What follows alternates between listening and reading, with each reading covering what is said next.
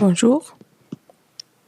Dans cette vidéo, nous allons corriger l'examen d'algèbre de l'année 2021-2022. Première question, soit f une application linéaire de R2 dans R3, telle que f de 1, 0 égale à 2, 3, 1 et f de 1, 1 égale à 3, 0, 2. Alors la question, c'est de trouver l'expression explicite de f parmi ces expressions-là. Alors, cette question, on peut y répondre par deux méthodes. Première méthode, c'est le calcul direct. Ça veut dire quoi? On cherche à déterminer f de x, y. Donc, la première étape, il faut exprimer x, y en fonction de 1, 0 et 1, 1. Et après, on va calculer l'expression de f, x, y. Donc, nous allons tout d'abord prendre un x, y appartenant à R2. L'objectif, premièrement, c'est de trouver A et B tels que x, y, c'est égal à A fois le premier vecteur 1, 0, plus B fois le deuxième vecteur 1, 1. Alors, remplaçons x, y égale à ça. Ça va nous donner le système x égale à A plus B, y égale à 0 plus B. Donc, y égale à b. Donc, déjà, on a trouvé la valeur de b, c'est égal à y. On va la remplacer dans la première pour trouver la valeur de a. Donc, a, c'est x moins b. B, on a dit que c'était y. Donc, a, c'est x moins y. Ce qui veut dire que x, y, il s'écrit sous la forme de x moins y multiplié par le vecteur 1, 0, plus y multiplié par le vecteur 1, 1. Alors, si on veut déterminer f de x, y, c'est f de cette écriture. Alors, puisque f, c'est une application linéaire, donc elle est donnée dans la question, donc on peut écrire f de la somme, c'est égal à la somme des f. Donc, ça nous donne, c'est f de la première partie, le premier terme, qui est x moins y fois 1, 0, plus f du deuxième terme. Ça, c'est parce que f, elle est linéaire. Si elle n'était pas linéaire, on n'a pas le droit de faire ça.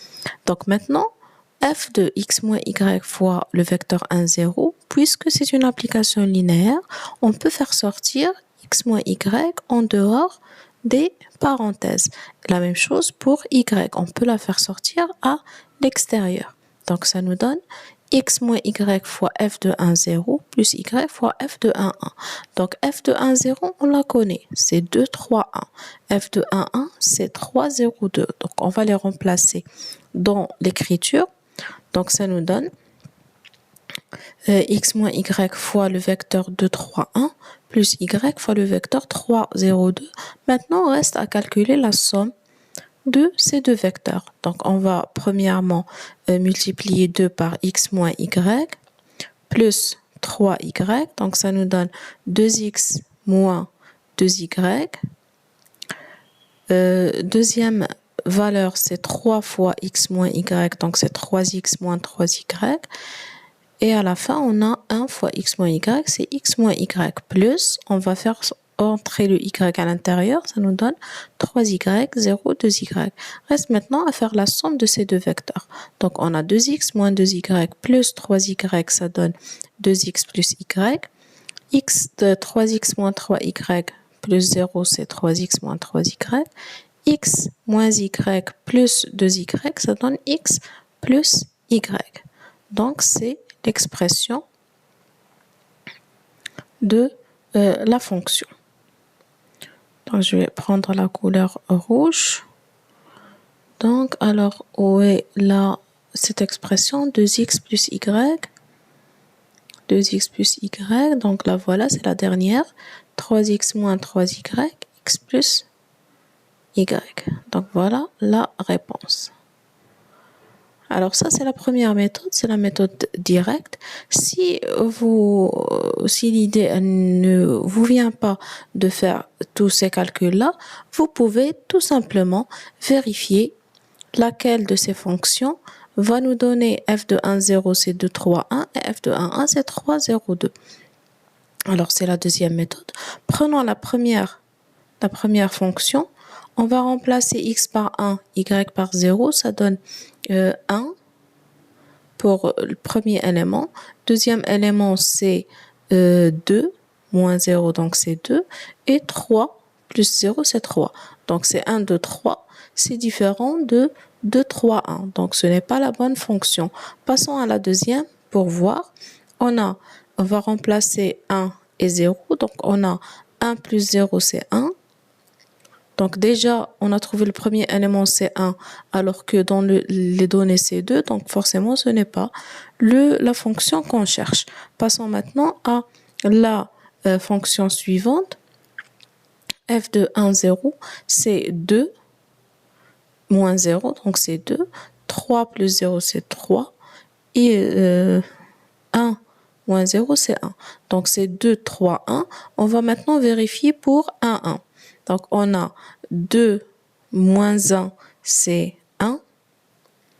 3 plus 3, c'est 6. 1 moins 1, c'est 0. Donc ça a donné le vecteur 1, 6, 0. C'est différent du vecteur qu'ils ont donné qui est 3, 0, 2. Reste maintenant la dernière fonction, on va la vérifier. F de 1, 0, ça va donner 2, 3 et 1. Pour f de 1, 1, c'est 2 plus 1, ça donne 3. 3 moins 3, c'est 0. Et 1 plus 1, ça donne 2. Donc, c'est bien la valeur qu'on nous a donnée. Deuxième question, soit les matrices A et B, le produit AB est tel que. Donc là, on a plusieurs propositions.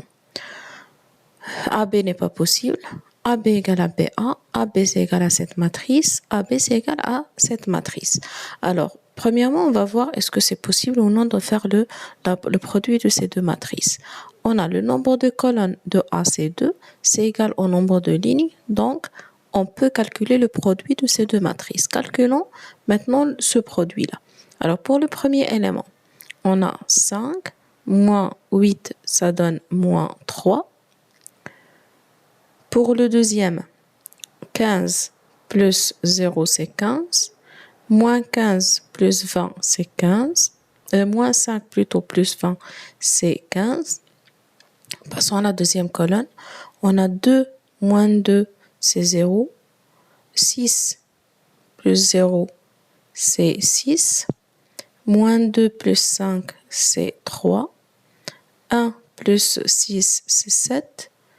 3 plus 0, donc 3 plus 0, c'est 3. Moins 1, moins 15, ça donne moins 16. Donc, c'est bien cette matrice. Non, c'est pas celle-ci, c'est la dernière matrice. Moins 3, 15, 15, 0, 6, 3, 7, 3, moins 6. Donc, c'est bien la dernière matrice. Troisième question, soit la matrice suivante en effectuant les opérations élémentaires suivantes sur les lignes de A. Donc, première opération, c'est L2 qui devient L2 moins 2 fois L1. Donc, première ligne, elle ne change pas. Deuxième ligne, on a L2 moins 2 fois L1. Donc, 4 moins 2, ça donne 2. 3 moins 4, ça donne moins 1. 5 moins 6, ça donne moins 1. Et troisième ligne, elle ne change pas. Deuxième opération, L3, elle devient L2 plus L3. Donc L2 plus L3. Bien sûr, le changement qu'il faut faire, il faut le faire sur la matrice résultat et non pas sur la matrice initiale. Donc ça nous donne la première ligne, elle ne change pas, deuxième ligne non plus. Maintenant, troisième ligne. Donc c'est la troisième plus la deuxième. Donc 1 plus 2, c'est 3. 0 moins 1, c'est moins 1. Moins 7 moins 1, ça donne moins 8. Alors, est-ce que c'est une matrice symétrique? Est-ce qu'elle est antisymétrique? Est-ce qu'elle est échelonnée d'ordre 3? Est-ce que c'est une matrice triangulaire supérieure?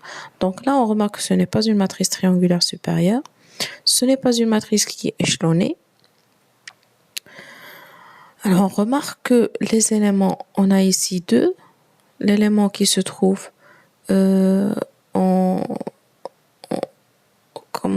en symétrique, c'est le même. On a ici 3, 3, moins 1, moins 1.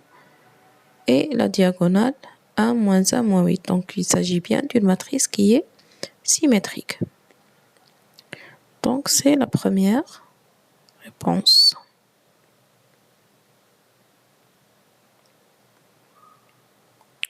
Quatrième question, parmi les familles de vecteurs suivantes dans R3, laquelle est libre?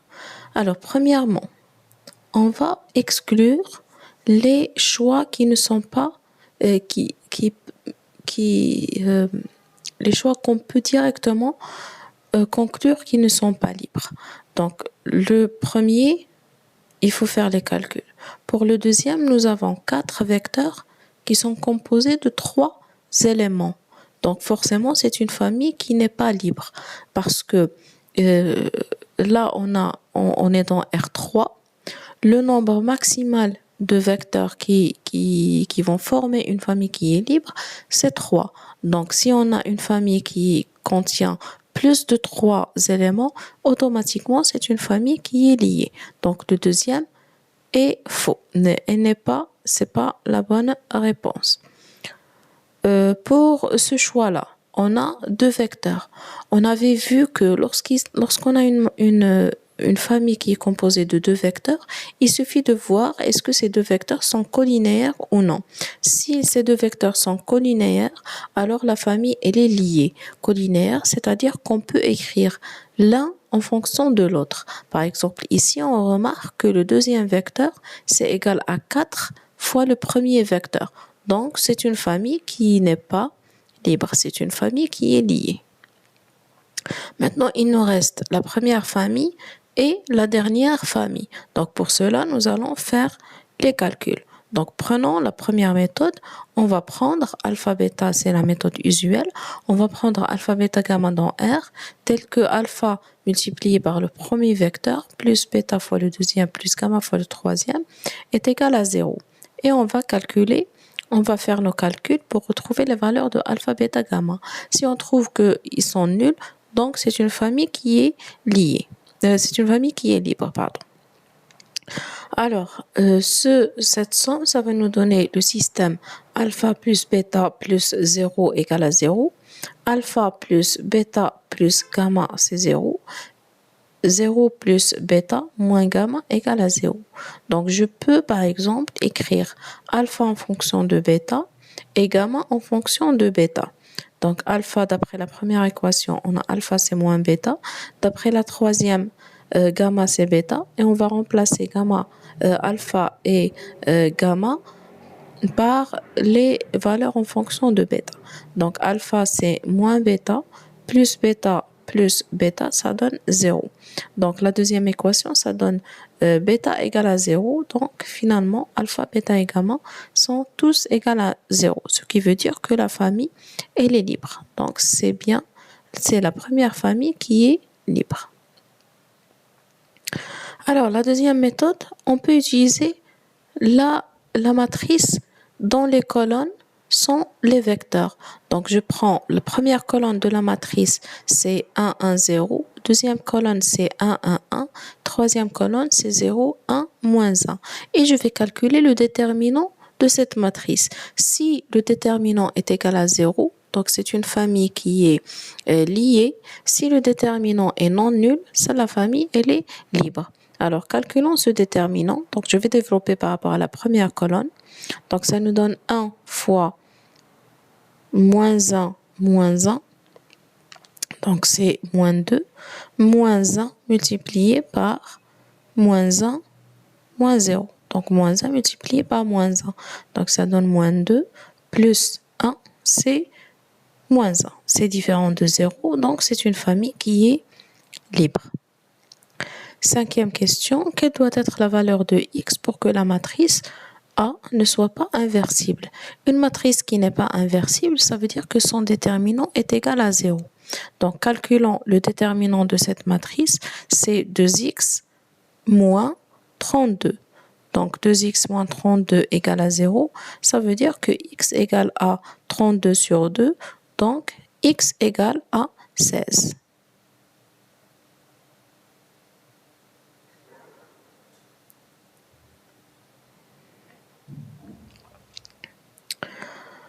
Sixième question, on considère l'endomorphisme de R3. F de x, y, z, c'est égal à x moins z, y moins z, x plus y. Alors f vérifie. Alors f n'est pas surjective, car de f égale à 0. Ce vecteur, c'est une base de quart de f. F n'est pas bijective. Donc, je vais premièrement calculer le quart de f. Donc, soit x, y, z appartiennent à quart de f, ça veut dire que son image est égale à 0. Donc, remplaçons l'expression de f par son expression, ça donne x moins z, y moins z, x plus y égale à 3, 0. Donc, ça nous donne un système x moins z c'est 0, y moins z c'est 0, x plus y égale à 0. Je vais écrire x et y en fonction de z et puis les remplacer tous les deux dans la troisième équation. Donc, x égale à z, y égale à z. Donc, si je remplace x et y par l'expression fonction de z, ça donne z plus z égale à 0, c'est-à-dire 2z égale à 0, c'est-à-dire que z égale à 0. Donc, puisque z égale à 0, x ça sera 0, y ça sera 0. Et par suite, on a le quart de f, c'est égal au singleton 0.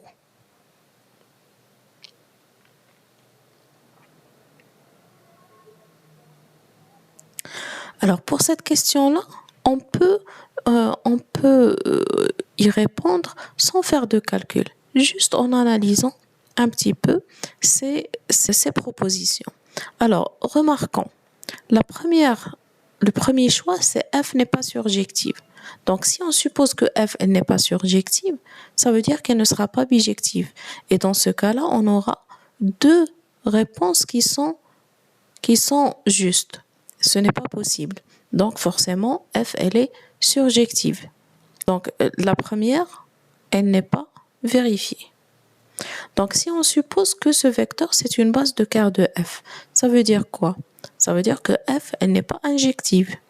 Et si f, elle n'est pas injective, en faisant le même raisonnement que tout à l'heure, ça veut dire qu'elle n'est pas bijective. Et dans ce cas-là, on aura deux réponses qui sont justes. Ce qui veut dire, et ce n'est pas possible, donc cette réponse, elle n'est pas vérifiée. Qu'est-ce qu'il nous reste? Il nous reste la proposition quart égale à 0, f n'est pas bijective. Donc on avait dit tout à l'heure que f elle est surjective. On a dit aussi que f elle est injective, donc f elle est bijective. Ce qui veut dire que cette proposition n'est pas vérifiée. Et finalement, on a la dernière proposition, c'est quart de f égale à 3, 0. C'est la bonne réponse.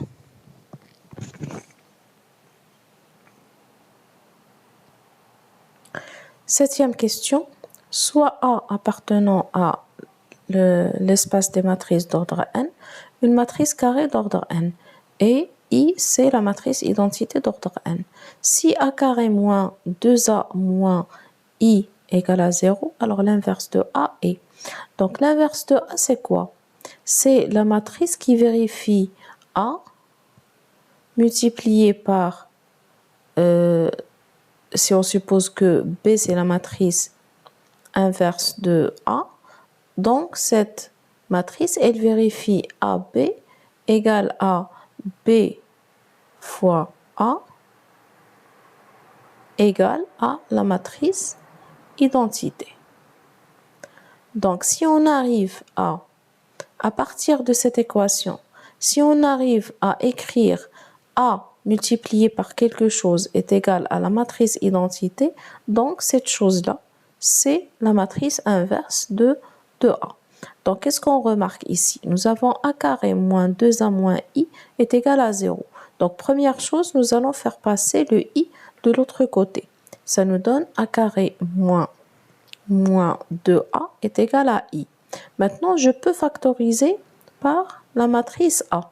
Donc, ça nous donne A facteur de A moins 2 fois I. Donc là, faites attention lorsque nous allons factoriser par A, on va pas dire A moins 2. ça n'a pas de sens de faire une matrice moins un nombre. Donc, si je fais l'analogie avec R, si on a par exemple x carré, si on a x carré moins 2x, lorsque je factorise par x, c'est x facteur de x moins 2 multiplié par 1, l'élément neutre de R. Donc, c'est la même chose que nous allons faire ici. C'est a carré moins 2 multiplié par la matrice identité. Parce qu'on peut pas faire une matrice moins un nombre. Il faut avoir une matrice moins une autre matrice. Donc, je vais gommer ça.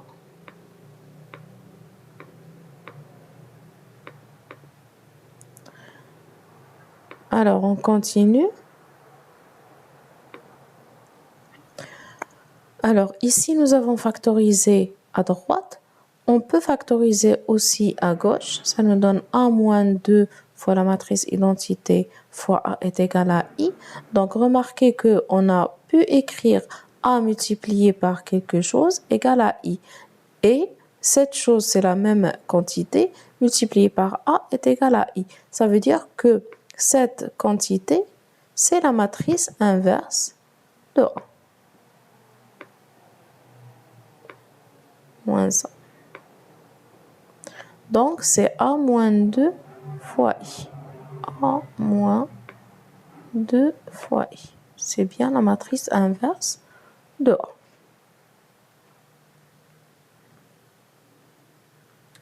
Huitième question. Considérons les matrices suivantes. A, c'est 3, 1, 5 et B, c'est moins 1, 2, 0.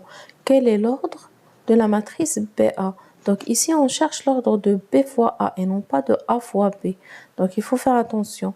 Donc lorsqu'on veut le produit de deux matrices, alors la matrice résultat, elle va avoir le nombre de lignes de la première matrice et le nombre de colonnes de la deuxième. C'est-à-dire que dans notre cas, c'est le nombre de lignes de B, c'est-à-dire 3, parce qu'ici B est là 3 lignes. Donc le nombre de lignes de B, c'est 3. Et le nombre de colonnes de A, dans ce cas-là, c'est 3, parce que A est composé de 3 colonnes. Donc la matrice produit, elle va être de l'ordre 3 fois 3. Nombre de lignes de B, nombre de colonnes de A. Quelle est la valeur du déterminant suivant? Alors, première méthode, nous allons appliquer quelques opérations pour simplifier les calculs. On a la matrice 1, 1, 1, A, B, C, B plus C, A plus C, A plus B. Ce qu'on peut faire, c'est avoir le maximum de zéros possible. Donc, je peux avoir ici un 0 en faisant la deuxième ligne moins la première ligne. Donc, ça me donne ligne 2, c'est ligne 2 moins ligne 1. Donc, c'est 1 moins 1, c'est 0. B moins A, c'est B moins A. A plus C moins B plus C. Donc, le C va disparaître. Donc, ce qui va rester, c'est A moins B. Pour la troisième ligne, je vais faire ligne 3 moins ligne 1. Donc, ligne 3 moins la première ligne. Donc, 1 moins 1, 0. C moins A. Et A plus B moins B moins C. Donc, ça donne A moins C. Maintenant, je vais développer par rapport à la première colonne. Ça me donne 1 multiplié par B moins A, C moins A moins B, A moins C. Donc, vous remarquez que la deuxième colonne, c'est la première multipliée par moins 1. Lorsqu'on a deux colonnes qui s'écrivent l'une en fonction de l'autre, directement on a le déterminant, c'est égal à 0. Sinon, on peut le calculer tout simplement. Ça nous donne B moins A fois A moins C moins C moins A fois A moins B. Donc, ça donne finalement, si vous vérifiez les calculs, ça va vous donner la valeur 0. Donc, si l'idée, elle ne vous vient pas, vous pouvez tout simplement calculer directement votre déterminant. Donc, la deuxième méthode, on va faire les calculs explicites. Donc, je vais développer par rapport à la première colonne. Ça me donne 1 multiplié par B fois A plus B moins C fois A plus C, moins 1 multiplié par A fois A plus B, moins C fois B plus C, plus 1 fois A fois A plus C, moins B fois B plus C. Donc, on va développer tous ces éléments. On va essayer d'enlever toutes les parenthèses qui figurent dans cette expression. Donc, BA plus B carré, moins CA moins C carré, moins A carré plus AB, moins CB moins C carré, plus A carré plus AC, moins B carré moins BC. Donc, on va enlever toutes les parenthèses. Donc, qu'est-ce qu'on a? BA, elle va disparaître avec moins AB. B carré, elle va disparaître avec moins B carré. Moins CA avec plus AC. Moins C carré avec plus C carré. Moins A carré avec plus A carré.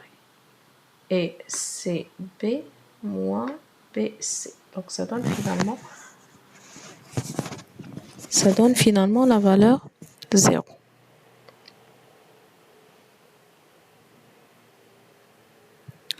Dernière question, considérons le système linéaire suivant. La solution de ce système est donnée par. Alors, l'écriture matricielle de ce système, c'est 1, 2, 3. La matrice, c'est 1, 2, 3. 2, 3, 4. 3, 4, 5. Le vecteur inconnu, c'est x, y, z. Le vecteur b, c'est égal, donc j'ai oublié un égal ici. 4, 5, 6. Alors, on va appliquer la méthode de Gauss. Alors, pourquoi j'ai choisi la méthode de Gauss?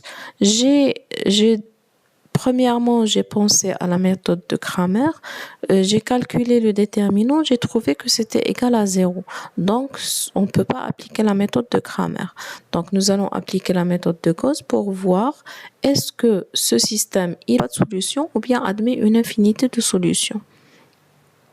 Parce que dans un système linéaire, c'est soit il admet une solution unique, et dans ce cas-là, le déterminant de la matrice doit être non nul, soit il admet aucune solution, soit il admet une infinité. Et pour ces deux cas, on a le déterminant qui est égal à 0. Alors, appliquons la méthode de Gauss. Premièrement, on va faire ligne 2 moins 2 fois ligne 1. Et puis, ligne 3 moins 3 fois ligne 1. Finalement, on va faire pour la troisième, pour cet élément-là, pour avoir un 0, on va faire la ligne 3 moins 2 fois la deuxième ligne. Donc, ça nous donne finalement cette matrice. Donc, si on revient à l'écriture sous forme d'un système, ça nous donne x plus 2y plus 3z égale à 4, moins y moins 2z égale à moins 3. Et la dernière équation, elle devient 0 égale à 0. Donc ici, puisque 0 est égal à 0, c'est un système qui va admettre une infinité de solutions.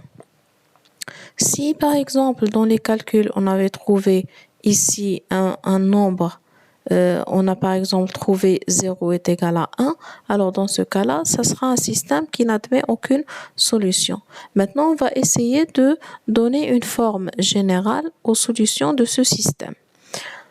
Alors, notre système, c'est ça. On peut par exemple, on a ici moins y moins 2z est égal à moins 3. On peut écrire y en fonction de z. Donc, ça nous donne z, c'est égal à 3 moins 2y. Et on va le remplacer dans la première équation. Ça nous donne x, c'est égal à 4 moins 2y moins 3z. En remplaçant y par son écriture en fonction de z, ça donne 4 moins 2 fois ce terme, donc moins 6 plus 4z moins 3z. Donc, ça donne finalement l'écriture moins 2 plus z. Donc là, on a choisi à écrire x et y en fonction de z. On peut, ou bien, au lieu d'écrire y en fonction de z, je peux écrire z en fonction de y. Donc, ça nous donne, d'après ce système, on a 2z, c'est égal à 3 moins y. Donc, z, c'est 1 sur 2 fois 3 moins y. C'est-à-dire que c'est 3 sur 2 moins 1 sur 2y. En remplaçant le z par son écriture en fonction de y dans la première équation de x, ça nous donne finalement la valeur moins 1 sur 2, moins 1 sur 2 y. Donc, dans le premier cas, l'ensemble des solutions, ce sont les vecteurs qui s'écrivent sous la forme de moins 2 plus z, 3 moins 2z et z. Sachant que z, c'est un élément, il peut prendre n'importe quelle valeur dans R. À chaque fois qu'on prend une valeur de z, ça nous donne une nouvelle solution du système. Si on a opté à écrire x et z en fonction de y, notre ensemble de solutions, ça sera les vecteurs qui s'écrivent sous la forme de moins 1 demi y et 3 demi moins 1 demi y, avec y appartenant à R. Maintenant, on veut connaître parmi ces vecteurs-là lequel est une solution du système. Donc là, bien sûr, il faut prendre une valeur de z. Dans le premier, on remarque que les valeurs de z qui figurent ici, ce sont 3 demi moins 3 demi. Donc prenons z égale à 3 demi et vérifions est-ce que x et y vont prendre les valeurs moins 1 sur 2 et 1. Donc pour z est égal à 3 sur 2, on a x, c'est moins 2 plus 3 sur 2. Donc ça donne moins 1 demi. Et y, ça sera 3 moins 2 fois 3 sur 2. C'est égal à 0. Donc le vecteur, c'est moins 1 demi, 0, 3 demi. Moins 1 demi, 0, 3 demi. Donc voilà, c'est la solution, c'est la troisième. C'est la troisième solution.